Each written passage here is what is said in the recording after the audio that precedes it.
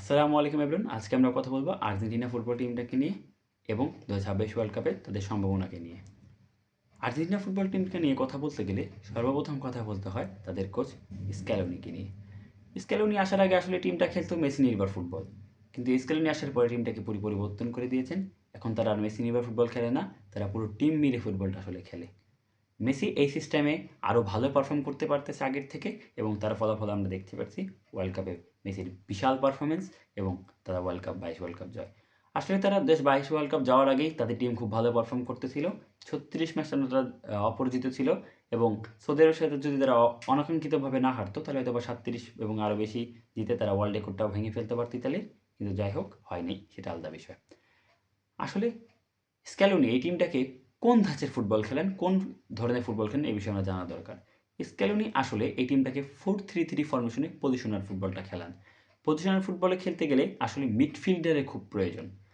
আর্জেন্টিনার কাছে আমার মতে বিশ্বের সেরা মানের মিডফিল্ডারগুলোর মধ্যে দুইটা মিডফিল্ডার যদি আমরা নাম বলি, তার মধ্যে এনজো ফার্নান্ডেস এবং ম্যাকালিস্টার। আসলে এই দুইটা মিডফিল্ডার থাকার ফলে তারা আসলে পজিশন ফুটবলটাকে আরও দারুণভাবে, আরও সুন্দরভাবে খেলতে পারতেছেন। স্ক্যালোনি আসলে গতানুগতিক পজিশন ফুটবলটা খেলেন না, যেখানে বল হোল্ড করাই মূল বিষয়। স্ক্যালোনি মাঝে মাঝে লং বল এবং কুইক কাউন্টারের মাধ্যমে ফুটবলটা খেলায় থাকেন।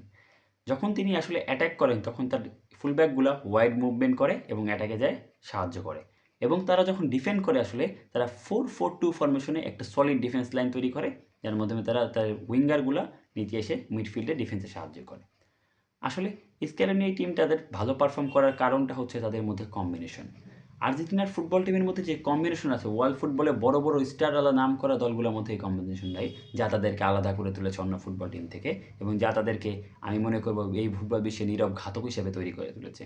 তারা আসলে নীরবভাবে স্বীকার করতেছে ফুটবল বিশ্বে, এটা আপনাদের মানতেই হবে।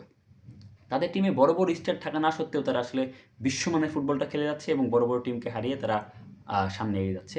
আমার মনে হয় 2026 ওয়ার্ল্ড কাপে তারা আসলে টপ ফেভার হিসাবেই থাকবে, এবং 26 ওয়ার্ল্ড কাপ তারা তাদের ট্রফি হয়তো বা ডিফেন্ডও করতে পারে।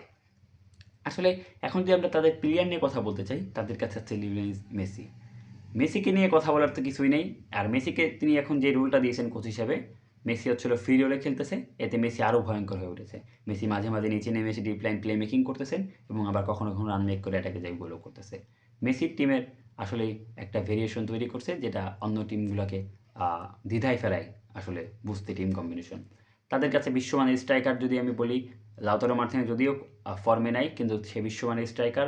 আলভারেজ তো আলভারেজই ব্যাঙ্গার স্ট্রাইকার, এবং তাদের কাছে আছে বিশ্বমানের মিডফিল্ড। এনজো ফার্নান্ডেস, ম্যাকালিস্টার, প্যারাডেস থেকে শুরু করে আসলে অনেক ভালো ভালো মিডফিল্ডার। এখন একটা প্লেয়ারকে নিয়ে আমি আলাদা করে কথা বলবো, সে ছিল নিকো পাস। তাদের একটা নতুন অস্ত্র হিসাবে নিকো পাস তৈরি হচ্ছে, এবং আমি মনে করি ওয়ার্ল্ড কাপে এই নিকো পাস অনেক বড় প্রভাব ফেলবে। তাদের কাছে মলিনার মতো ফুল ব্যাক আছে, যা লাস্ট হিসেবে দেখলাম মাদ্রিদের বিপক্ষে একটা ব্যাঙ্গার মারলো, তার আগেও তিনি একটা ব্যাঙ্গার মেরছে। এইটাই মিডফিল্ডার থাকলে, ফুল ব্যাক থাকলে পরে আসলেই গোল স্কোরিং অপরচুনিটি বেড়ে যায়। তাদের কাছে আছে গোলকিপার, যে হয়তোবা ক্লাব টিমে ভালো না করলেও ন্যাশনাল টিমে এসে আসলেই ভালো করে। মার্টিনেজ আসলেই ন্যাশনাল টিমের একজন ভালো গোলকিপার। তাদের কাছে সেন্টার ব্যাক পেয়ারিংয়েও ভালো ভালো সেন্টার ব্যাক আছে। যদি আমরা রোমেরোর কথা বলি, ডিস্ট্রাকটিভ এই প্লেয়ার, প্রেস করতে পছন্দ করে। আবার তাদের কাছে অটামেন্ডির মতো বয়স্ক অভিজ্ঞতা সম্পন্ন প্লেয়ার রয়েছে। যদি 2026 ওয়ার্ল্ড কাপ নিয়ে আমরা কথা বলি, আর্জেন্টিনা টিমকে আমি টপ ফেভার হিসাবে দেখব, এবং আমার মনে হয় আর্জেন্টিনা টিমটা খুব ভালো পারফরমেন্স করবে। অ্যাটলিস্ট তারা সেমিফাইনাল তো খেলবেই, এরপর সেমিফাইনালের পরে তো কোনো প্রেডিকশন আসলেই করা যায় না। আমার মনে হয় তারা ট্রফি ডিফেন্ডও করতে পারে, তাদের মধ্যে সেই সক্ষমতা আছে, কারণ তাদের কম্বিনেশনটাই তাদের মূল অস্ত্র। সো আর্জেন্টিনাকে আমার শুভেচ্ছা থাকবে, আশা করি তারা ভালো করবে।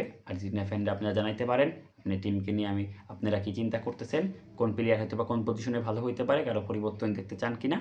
এবং আপনারা যদি আমার কন্টেন্ট পছন্দ হয় আমাকে ফলো করতে পারেন এবং ইউটিউবে সাবস্ক্রাইব করতে পারেন। ধন্যবাদ। আসসালামু আলাইকুম।